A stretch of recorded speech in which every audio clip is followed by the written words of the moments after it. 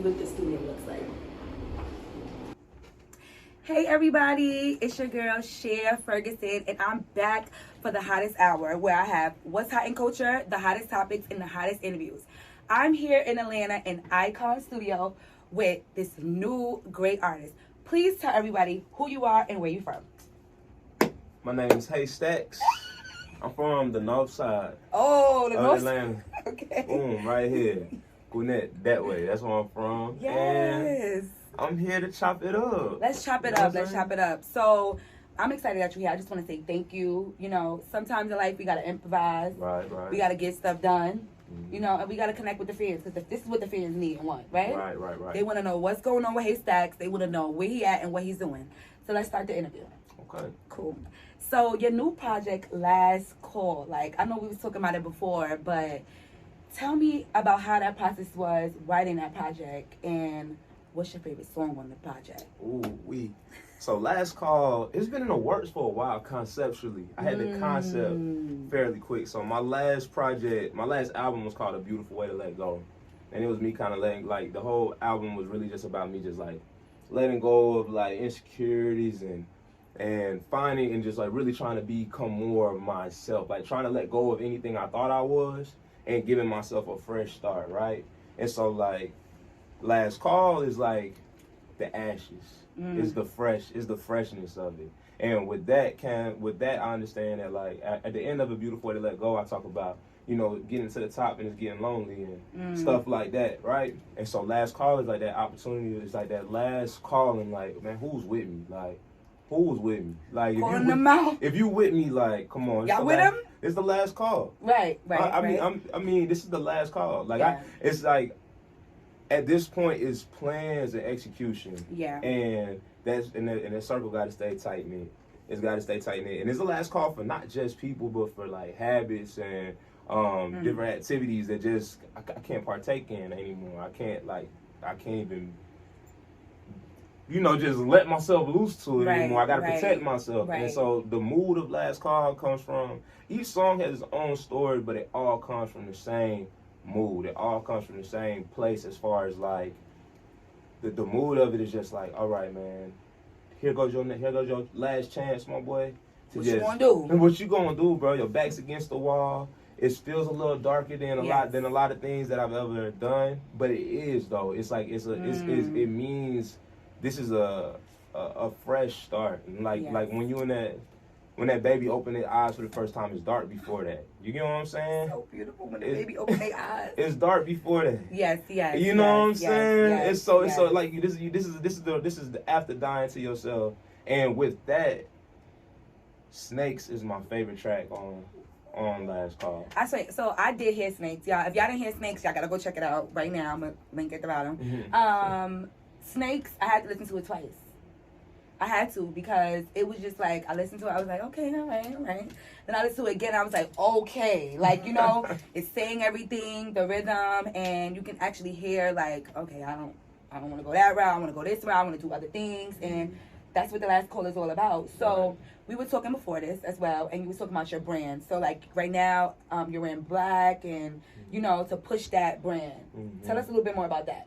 So the way I look at life in general is there's multiple lives. Like there's start times, end times, over and over again. Like you just constantly. I take pride in recreating myself. Like that's just like.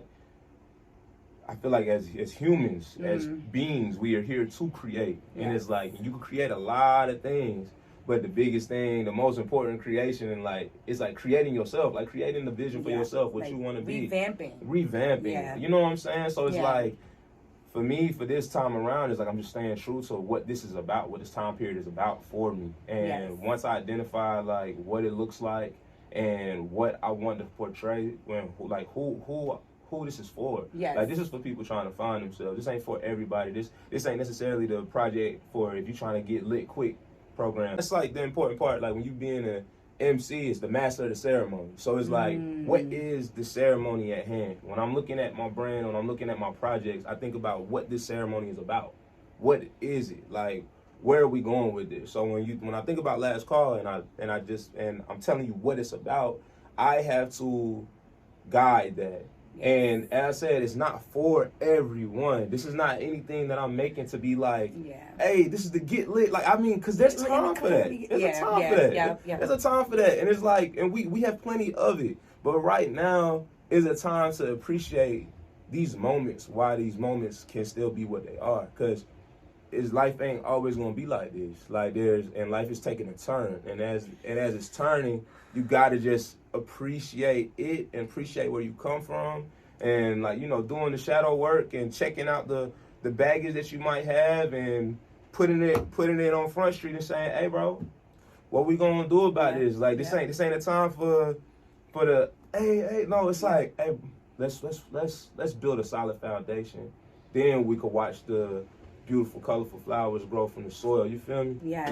Like now, this represents the soil. This represents the start, the pit, the beginning, the bottom. You know? Deep. So deep. Yeah.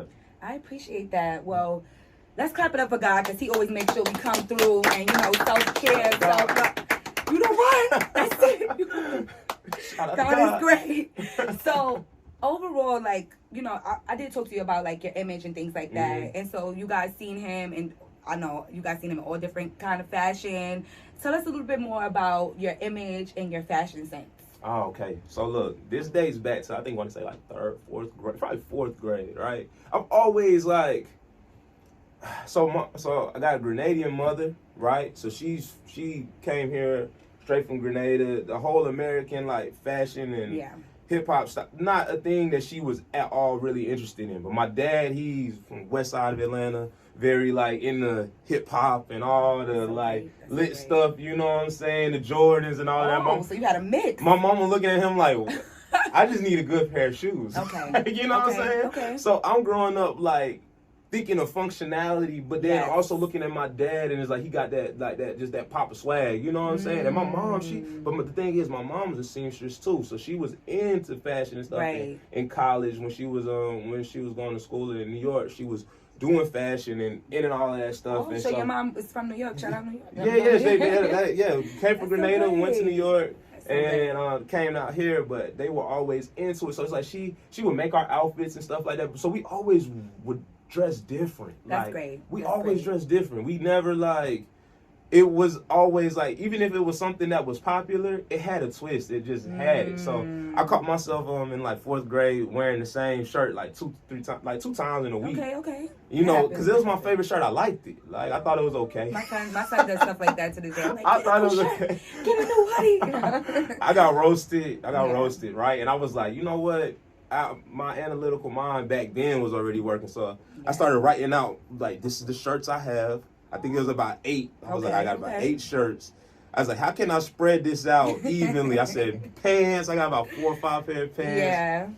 3 pair of shoes if I count my big brothers that I take for him while he goes to school. Man. You know what I'm saying? Like, and so I started like mixing these joints up, mixing and matching them and everything, and that really became like I would I had to be connected to the way my outfit felt. I just had to. There had to be some sense of like connection with the fashion. Yeah. Ever since, I mean, like, I'm talking about any of my homies, they could go back and be like, bro, Seth will wear some like crazy combos, but it worked for him. You know what I'm saying? It worked for him. But it's because I just owned it. Yeah. You know, so you think that growing up, like, you think that was one of your hobbies? Oh yeah, for sure. I mean, one of my hustles was I used to distress and alter jeans in high school. So I would like take people, like when we were going from like the big pants to like the slimmer fit, fit pants, I would go and I would hand sew people's jeans. I would hand sew their jeans to make them slimmer. Really? Yeah, to make the legs a little bit more taper. I charged like $20 for that. I charged like $10 to distress them. Cause I mean, people ain't want to go spend $25, $30 on a new pair of pants. So it'd be like, hey, Seth hold it down, and there's the jeans they already like, and I just switch them up. going. Wow. Yeah, man. So, dad and mom, shout out dad and mom. Yeah, shout out. So when I was doing some research, I seen that you said dad was in music. So tell us a little bit about how that impacted you, and maybe that became a hobby too. Yeah, man. Yeah. So what about that had you like, wow, music? So I remember I mean, it's some of my first memories, cause it like serious. It's some of my first memories of me, my dad, and my brothers, and we'll ride to his friend's house. I can't remember where, but it'll always be like late. We'll ride over there. And let's go, y'all. We out. Let's go. Everybody in the car. He'll take us, give my mama a break. He'll take us. We'll ride over, and we'll go to this garage, and they would just be playing, like, I mean, playing anything. My dad played the bass. He had like a Midnight Blue Music Man Stingray, and he would just, I'm talking about, he played anything, like, and he was playing everything. Yes, he would listen to everything. So anything as far as from, he'll play Tupac, he'll play the OJs, he'll play Queen, like, just do everything in music, like anything. Wow. And then, but it's like, that was early memories. But then I think this, from what my dad told me, because though those were early memories, at some point it stopped, like, and it stopped soon, like. But he was into music forever. Wow. His dad played saxophone for Gladys Knight. Stop. Yep. So my next question is gonna be like, how did music impact you? Well, let's talk about Gladys Knight. Yeah. So yeah. So your grandfather. Yeah, he used to play sax, and that's what he did. He was he was a math professor at Morehouse. Yes. And but before doing that, he would be in New York and just like, and it's crazy. He was in New York too, working, and then he ended up coming back to Atlanta. And that's when he started picking up his career as far as being like a professor. But musically, that's what he was doing. And so my dad went on scholarship to school for music because he played multiple instruments. Wow. Yeah, and then at some point, he put it down to just raise the kids. He stopped doing it. He stopped doing it. But he always would be honest about that. He was like we used to be trying to get jobs and stuff, and he was like, I could tell that decision of him having to let go of that really pushed us to thinking that we had like no limits, because he was just like, look, I'm sacrificing this. Y'all don't have no job. Like, we would be wanting a job to get extra stuff to kind of run with the, keep up with everybody else around us. He's like, look, man, y'all job is to go to school, to learn, and that's it. Y'all need to be learning as much as you can and go to school, play football, that's what I need y'all to do. Do what you need to do, definitely. And as you growing up, you saw that. Yeah. And so as a creator, now you're creating this beautiful music, and now you're like, dang, now you're really thinking about it. It came from generation to generation. Yeah. And it's very impactful. I just don't understand how sometimes in the school system or in the communities we're not highlighting music. Or, and with you and your projects, like you said, like, this is for the fans, it's for self-love. Like, I enjoy that. I really enjoy that. And I want you to give back too. So I feel like we all are educators. What do you feel? Yeah, for 100%. Music educators, right? 100%. Of all sort. Of any type. And I feel like everybody is a musician. I feel like everybody vibrates. And that's what music is. A bunch of vibrations. And you just find different ways to put it together. Like, seriously, like, I started off singing. Oh. It wasn't hit. Oh, okay. It wasn't hit.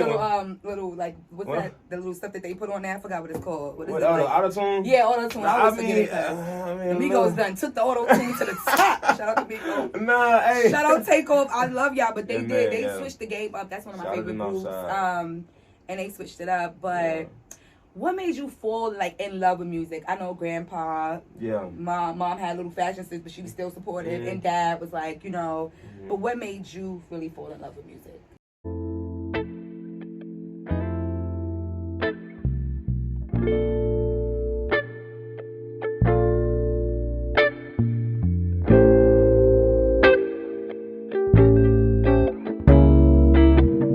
I just got to hold it down, I wanna be great. I just got to hold it down, don't wanna be fake. Don't wanna be just laying down in the grass with the snakes.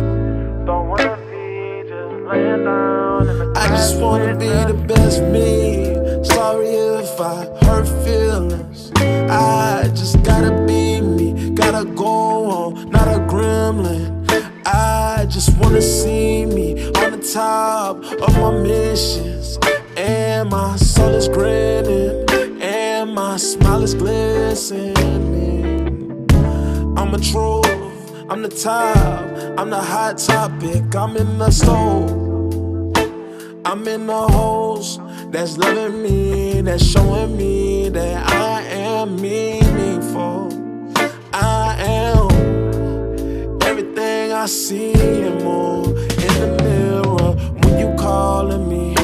Don't ever ask me if it's disrespectful to say I'm glowing, or that I'm fine as fuck, or that I'm climbing up. And when I'm growing, when I'm showing what I'm truly of, and I am truly tough. No, I'm soft, I gotta go, I'm going off. I see me up, I see me down, I see me wild, I see me numb, I see me quiet, I see me stays, I see the wires, I see the drakes, I see the haters, I see the fakes, I see the love and I see the capes. I'm flying off, top of the floor of the building, top of the halls of the, I loving my hoes and my children, loving the glow at the building, loving the snow out in Georgia, wearing some shorts, and I'm colder than all of you motherfuckers. I'ma show you great. I just got to hold it down. I wanna be great. I just got to hold it down. Don't wanna be fake. Don't wanna be just laying down in the grass with the snakes. Don't wanna be just laying down in the grass with the snakes. The highlight. So I always saw the power of music, right? I always felt the power of music. I thought it was like just the influence that music could have on your day or on like a mood, you know what I'm saying? Yes, or how you dress. Like, I always saw that power, right? Like, I mean, my big brother helped me write a rap to break up with a girl in middle school. Oh, it was snap. It was literally the greatest thing ever. I fell out. It was the greatest thing ever. It's over. It's over. It's over now. My man. And he wrote it. It's over now. I'm just kidding. Nah, he was listening to 3 6 Mafia and stuff, so it was like, oh, God. it was a Juicy J way. Yes. Yeah, brother Dre. Like, you know what I'm saying? Like, it was that. Go. I was like, all right, bet. So, like, but what when it really hit me was like, I was running out of words to describe how I feel in a way that makes sense. So when I was transitioning from playing football, I was still going and working towards playing football professionally. Wow. But in that process, like, I was experiencing a lot of like life in a different way, because I was in an in-between phase where I didn't belong to a team for the first time in like. How old were you? I was probably 22, 23, wow. somewhere around there. And that was my first time not belonging to a team. You know what I'm saying? Yeah, and it feels empty when you're not like on a team, guys. Like, Right.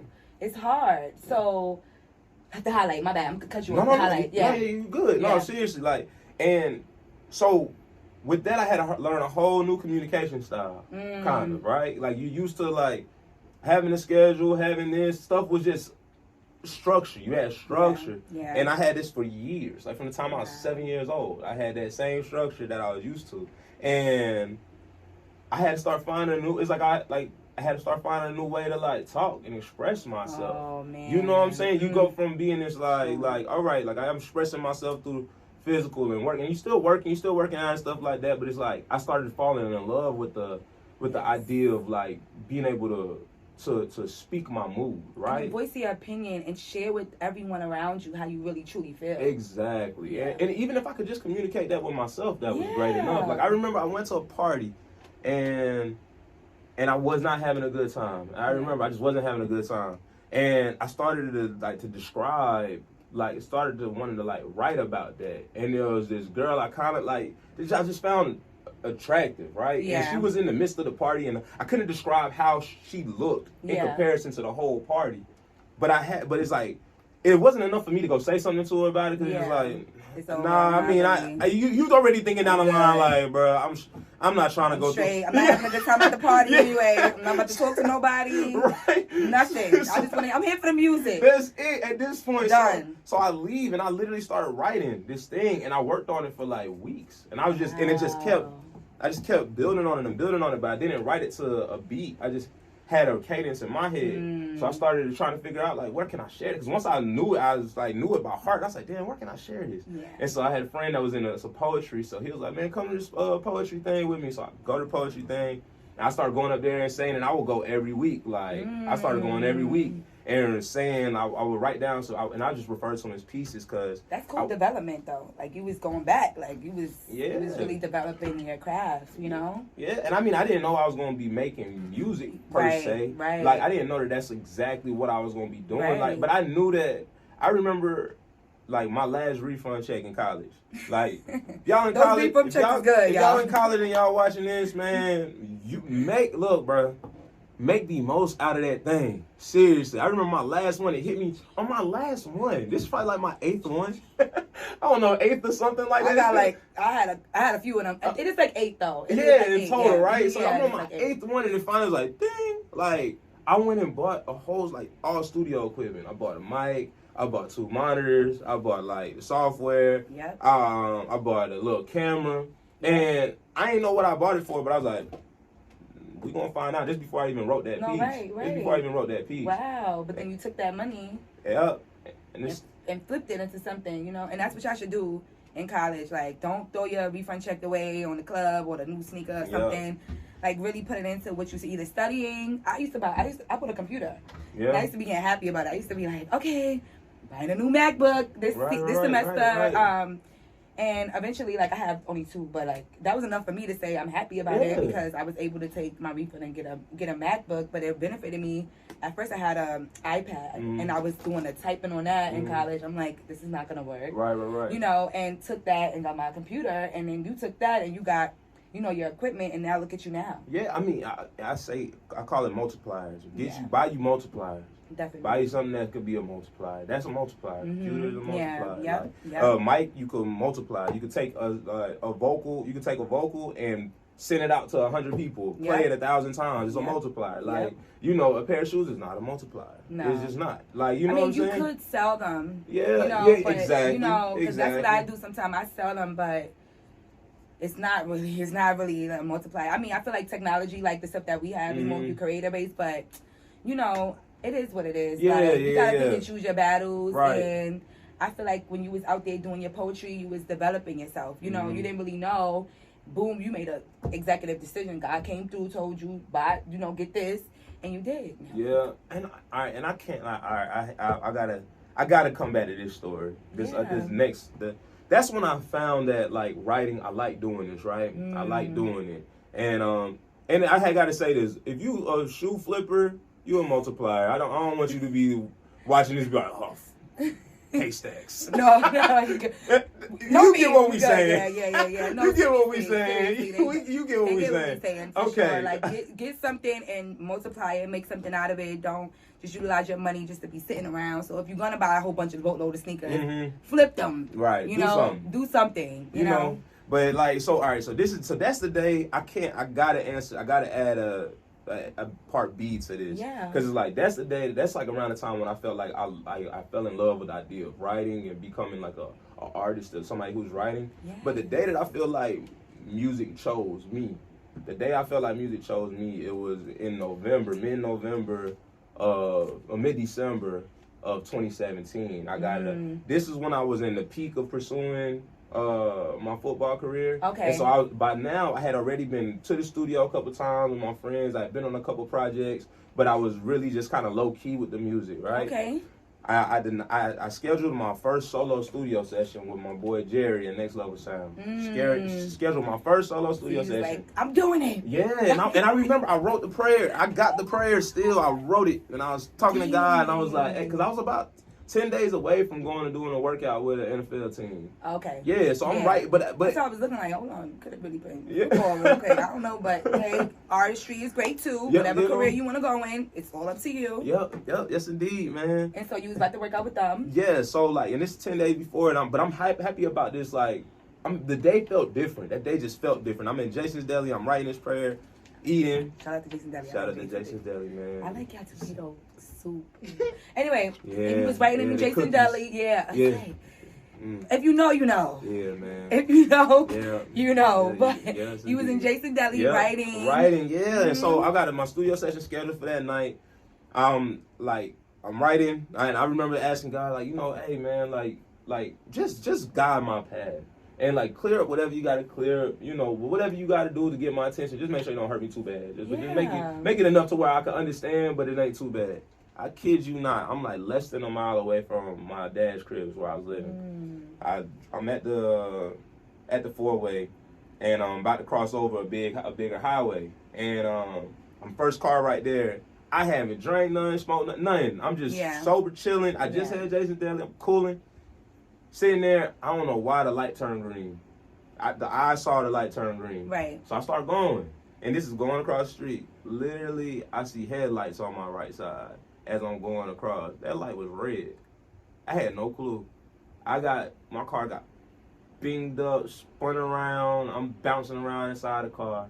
Messed up the lower part of my hip, my back area type thing. And literally that changed the whole course of everything. Yeah. Like that concussion I ended up getting that day, like Talk rich to me if you wanna get to me. Don't you ever talk shit to me. Then you wanna talk real to me. Then you better talk rich to me. Talk rich to me if you wanna get to me. Don't you ever talk shit to me. Then you wanna talk real to me. Then you better talk rich. Then you better talk rich to me. Yeah, talk rich to me. If you wanna get on, then you better talk rich to me. Yeah, talk rich to me. Watch your tone if you wanna talk rich. Talk rich, better talk rich. Watch your tone if you wanna talk rich. Talk rich, better talk rich. Watch your tone if you wanna talk. Money ain't a thing, but I gotta get rich, so I wanna get paid. If I'm gonna buy drinks, then we gotta make a trade. In the cup with the game, putting money in the bank. How you saying fuck this, but you want that? Let me show you how to move, you ain't gotta break it back. Say you gotta use your brain, I ain't talking like that. When you learn to talk rich, you eliminate the cap. Money, it got me changing my scene. It used to be the stress of the flesh, now I'm in between. I don't know why niggas be playing around with my team. All I know is niggas ain't fucking around with my peace. Believe that. Talk rich to me if you wanna get to me. Don't you ever talk shit to me. Then you wanna talk real to me. Then you better talk rich. Then you better talk rich to me. Yeah, talk rich to me. Then you better talk rich to me. Yeah, talk rich to me. Watch your tone if you wanna talk rich. Talk rich, better talk rich. Watch your tone if you wanna talk rich.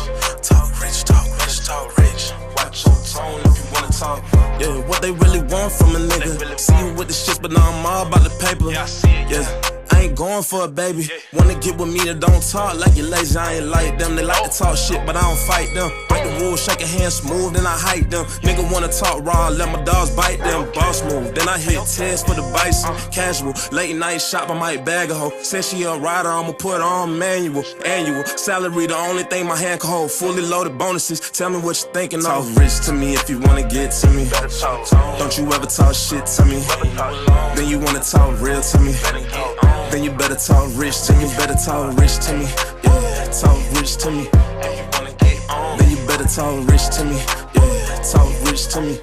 Watch your tone if you wanna talk rich. Talk rich, better talk rich. Watch your tone if you wanna talk rich. Talk rich, better talk rich. Watch your tone if you wanna talk.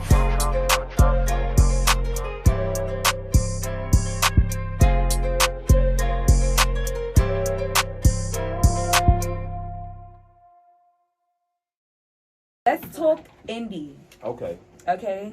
How does it feel to be an independent artist?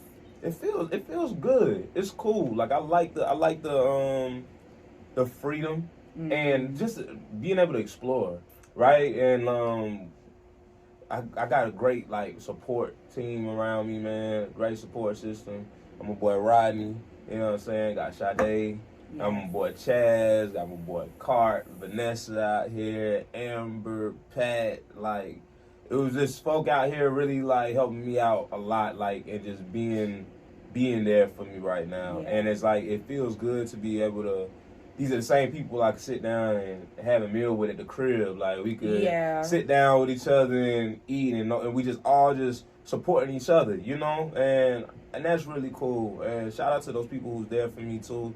That I didn't mention. That list goes on forever. But it's like, it feels good to be able to stay true to that and be able to just stay true to myself and and come up with our own system and processes. Yeah. That's Yeah. really the big thing. We're coming up with our own systems and So processes. you're creating a different type of way, you know, for Right. yourself and for maybe the future generation, you know? It could be a Mhm. big story one day when you finally, you know, get there, wherever you want to go, your heights, because you made it somewhere. Right. You made it here. Right, you know? yeah, that's just beautiful. You know, it'll really show like your progress and everything as far as being indie, and people might want to say, you know what, I want to be independent, like, you know, I want to do things on my own. I don't want to sign my life away, my rights away. Right. You know, that's how I am with the Hottest Hour. I'm like, you know, I started in college. I made it to a production company, but I'm like, I don't really want to stop doing interviews. I may come out with a new, you know, I might do something new, but this is what I love. Right, you know, right, so right. you'll do the same for your indie work. Of course, of course. So how has music changed for you over your albums and over the years? Like, just creating. Oh man, it's been such a beautiful, like, it's been a consistent. I'm learning something every time. Like when I first started, I was just writing. I would just be writing. And sometimes I wouldn't even write the beats, and I would just write and just go in the studio and kind of just abstractly throw my words onto a track, not understanding anything about song structure or any of that. Right, And, which song you said was freestyle? Oh, Snakes. Right, you said Snakes was freestyle. So that alone was like off the top. Yeah, that I'm still surprised. Like, to be honest, I'm still surprised. Like when I did it, my eyes were closed, and I was saying stuff, and they played it back. I was like, what? How? What? Like, but I knew I felt everything. But it's like it's becoming more like that. It's becoming more like. And it's like with every little thing I learn, I'm still keeping the things that has been true to me, like that, like that abstractness. Like I will say stuff that don't even make sense to me when I say it, but you hear it back. I hear it back and be like, or years later, or months later, like I've spoken things in my life into existence. That's why that's why with my music, like I'm like really, like adamant about being real. Just being like, if I don't want this happening in my day-to-day, if I'm not proud of this, if I'm not standing on this, if it's not a real emotion, it's not really serving me to be talking about it, you know? And chanting this and putting this back into my life on a day-to-day. I remember talking about, like, make sure everybody in the city pay up. Wasn't nobody paying me. Nobody was paying me anything at all. But you gotta pay up. But now I drive around and I collect. No, right, but that's what I like. Pay up. Yeah. You know, and I like No Limit too. So I saved those songs, and I was like, I gotta talk to him about that. Yeah. How was recording Pay Up? Man, that was cool.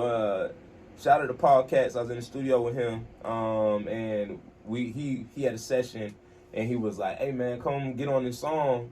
And so I'm in the studio, and I'm like I was just like on a water fast, and so. My mind was super clear, but I'm like writing in the studio. And that's when I was like, live by the water. I get lit by the water. And so I was saying I get lit by the water, but it's like, people was like thinking, oh, you talking about being by the beach. I'm like, nah, like literally all I'm drinking is water. But that's cool too. You know what I'm saying? So it's like, and I'm a water girl. So I'm like, I'm a water girl. So I'm like, I like it.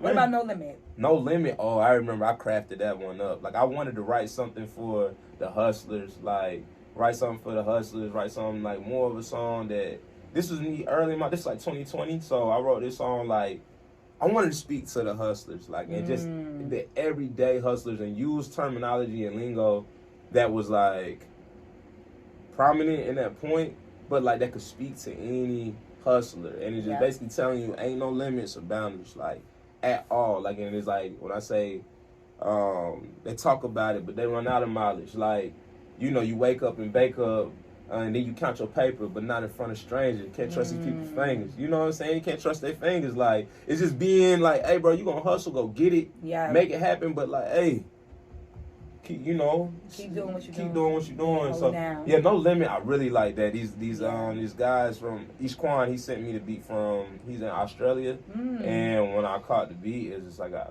gotta do it. I gotta do this one, yeah. So what album? I know a lot. It's a couple albums, so I can't think of. I got all the notes, but what album was OnlyFans on? OnlyFans. That was on a joint tape with me and Paul Katz. It's called Water. It was a joint tape that he and I did. Yeah. And I was recording that tape. That was cool. It was fun. I feel like it was fun when I heard that. I was like, So this should be out right now. Like, yeah. You know, a lot of your music, I feel like it's kind of like timeless too. I feel the same way. Yeah. And that's why I keep pushing the way I'm pushing, because I feel like the way I want people to be able to catch on in my career, like hopping on a carousel or a Ferris wheel. Like, just. Like Ferris wheel. But yeah, you gotta. But when you do it, or you do a roller coaster or anything, you feel like. You catch on, you get on where you get on. So Right. carousel would be the best example. Okay. You hop on wherever you hop on, but it's always rotating. You can always find something new in there. Because I feel like once you come into the HeyStax world of music, you gonna start to understand that this music makes me feel good. Yeah. This music is like, I like this music. Like, he's speaking stuff, like he's saying something, you know what I'm saying? Yeah. And it sounds good. Like, and then once you figure that out and you go listen to these 60 plus songs, you're gonna keep You're listening. be like, yeah, what's going on? I want to hear more. Exactly. And it's different kind of feels to it. Like, you might get a song like, hey, and then you might get a song that's like chill and relax, but you still gotta listen to it because you might say some stuff that you like, whoa, like right, 100%. Did I miss anything? Like, you're a real artist, you're a real lyricist, so I'm excited about that. What about your videos? Have you feel like over time the videos have grown and changed? Oh, yeah. What's your favorite video? My favorite video right now that's out, I would say Break the Rules. Still. Okay. That's still my favorite video right now. Like, that Who Are You had this feel to it that is very captivating, but Break the Rules, we had a great time doing that. I'm gonna post it right up on that. Yeah, Break the Rules was so much fun, and our budget was like minimal. Okay. Like, we had I'm talking about under $500 to shoot the whole thing, and we made it happen. And we was having like meetings, and our stylist Patrick and Amber was working together, coming up with these looks, and my boy Steven. It was like, let's get it up another notch. Vanessa was holding that. Like, it was just a good. It was cool, man. And we based it off of like Grease, like a modern day Grease movie. So it was cool. Excuse me. Yeah. So, what would you say is your long-term goal for the industry and for you, or for yourself? Forget the industry, because we know you're independent, you're making it, you're gonna do whatever you need to do. What is your long-term goal for your music career? I want to be someone in the music industry just that people look forward to, like, seeing. Someone they feel like speaks into their life and help people really find who they are. I want to be someone. I want to have music that people find themselves in, and they could also like. Just like, I want to be the person that they can't wait to see in festivals. Like, festivals is where I just see myself. I just want to be a festival junkie. Just like festivals. I want to be in all the festivals. Let's get you into some New York festivals. There's some festivals coming up. Let's see what we can do. You know, we got the PR. Got the whole team in the back. The whole team is in the backyard. It's fire. The whole kind of anyway. Like, I feel like that's your path, and that's what it will be. You know, and do your festivals after this summer. You know. Go up from here. Yeah, I'm with it. Yeah, for sure. Yes. Yeah, that's what So, tell everyone what you have coming up next and your future goals. Okay. All right, y'all. Well, look, I'm HeyStax, and as of right now, I need y'all to go. Even if, like, I want y'all to go listen to Last Call specifically, right? Go in there, hit play on Snakes, and let it ride through. The thing only 21 minutes long. Yeah. Let it ride through and let Snakes it come back around. Let it come back around again. At least hear Snakes twice in that rotation. Let it play from Snakes. Boom, come back. Let it play Snakes again. If you want to change to another project, you can. But go listen to my music. That's first. Go do that. Y'all can follow me on Instagram. HeyStax. HeyStax. And we have this weekend. We have like coming up. Well, this is gonna be out after this happens. Yeah. But I'll promo with y'all so y'all see it on my Instagram. Yeah, man. Just like look out for shows. Look out for shows. Show love. DM me Tribe. You DM me Tribe. I show like all behind the scenes stuff about like how I'm making my music, how I'm doing that. Like I use my close friends as like my tight knit group of people to like share all my behind the scenes work and everything. So DM me Tribe. So we can help make bodies some bodies. You know what I'm saying? Yes, indeed. Dang, I got one more question. Hey, come on. What you? It's over though. We about to end it, but like, what makes you different? What makes me different? Yeah, as an artist. Wait, the rings? Show them the rings. I got some too. Look like that movie. Anyway, what makes you different? I feel like what makes me different is my honesty. My honesty with my music. Like I'm so brutally honest with everything in my music. Like, but it's not brutal. It's beautifully honest. I'm so beautifully honest. Yeah. I think that might be the one. That might be the difference. I am beautifully honest. That might be the next project. Right, you might gotta lock that in. That beautifully honest, you know. Damn, that's hard. That Trey was that's like, really hard. Everybody in the room like, that's really hard. No, come on, just give me. I can write a little something too. I just own it. I own it. I can write too. So let me see if we can do something. Beautifully in the back. In the back. No, I want to write in the back. All right, that's cool. That's cool. Nah. Yes, but you're beautifully honest. I feel like that's what it is. I feel like I'm beautifully honest. I own who I am. I show up as myself. Yes. I ain't trying to be nobody else. Yep. And like I'm gonna do what I like. And if you like it, cool. I'm happy to have you. Well, thank you so much for doing this interview, and I really appreciate you. I appreciate you. Guys, please check out HeyStax all over YouTube, all over Instagram, because you're up next. And the only way is up, y'all. Stay tuned to my next interview, guys. You never know who's going to come on, but you know I got the hottest interviews. Hottest. Yes. See you guys soon. Stay blessed. Bye. Yes. Rest with the snakes. You ain't even gotta call. We should take it to the backseat. I don't know what you on. On my nights chillin' at the streets, babe. I'm a street sweeper. Tryna say to you, I'm through, but I'm only tryna mind my business.